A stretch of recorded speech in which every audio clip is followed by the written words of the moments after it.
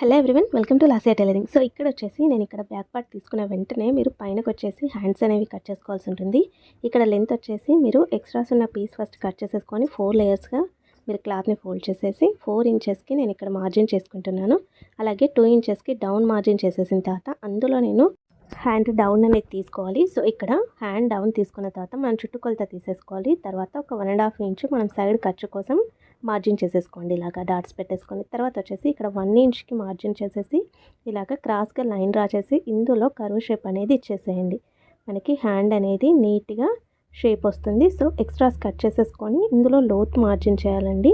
Front పార్ట్కి 1 ఇంచ్కి ఒక dot పెట్టేసుకొని మిడిల్ వచ్చేసి మీరు ఇలాగా లోత్ అనేది డ్రా చేయడం కోసం ఒక 1/2 ఇంచ్ ఆర్ 3/4 ఇంచ్ తీసుకోండి. ఓకేనా? సో ఇలాగ షేప్ అనేది ఇచ్చేసిన తర్వాత కటింగ్ అనేది చేసేయండి. ఫుల్ వీడియో నా ఛానల్లో ఉంది, వెళ్ళి చెక్ చేయండి.